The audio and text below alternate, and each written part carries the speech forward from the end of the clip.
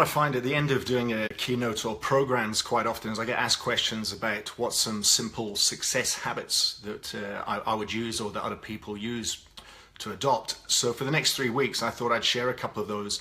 Today's is to focus on a morning habit that takes less than 20 minutes, and I'll explain what that is. It's a two-prong approach. I'll explain why in a second. In order to do that, first of all, I want to explain a bit about the brain, right? Imagine you took your brain, your actual physical brain, and powdered it up, about the 3 pounds worth. It would look something like this in powder form in Tupperware. And if I take this big heaped teaspoon, what's in the Tupperware is the amount of your brain power that is used for relational thinking. And that is insights, creative solutions.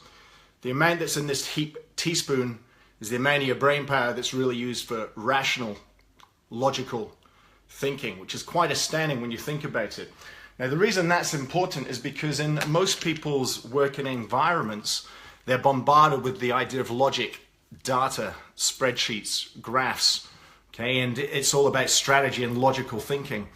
And yet the insights and the things that give us greater successes are actually drawn from our relational thinking. And so it's quite an important thing to quieten your mind on some of that.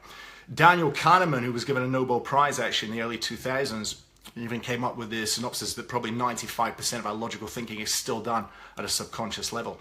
So that's why this idea of really getting into our intuitive mind and working with our relationship mind is a powerful way to get success. And that leads me to the two-prong approach for success.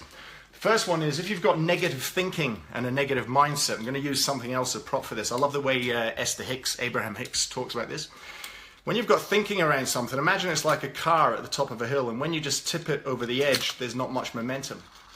But as that car travels downhill, it builds up a lot of momentum very quickly, and it becomes harder to stop. And so it is with negative thinking. Once we get on a track and we've got lots of negative thinking, it'd be hard to break. And that's why the morning practice I'm going to share is a good one to help doing that.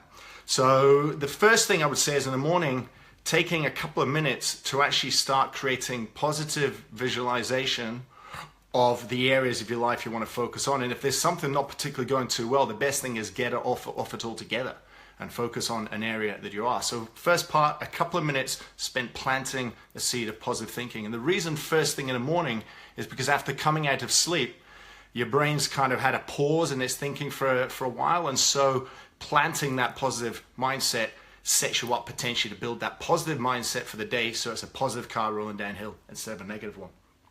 The second habit then for success, also in the morning, and a lot of very successful people subscribe to that, and that is the idea of mindfulness and meditation in the morning. Now, it's the same reason I mentioned before, because we're coming out of sleep, our brain's got a clear canvas to start the day with, and so 15 minutes spent in meditation in the morning helps tap in to that relational mindset and just sets you on path for the day.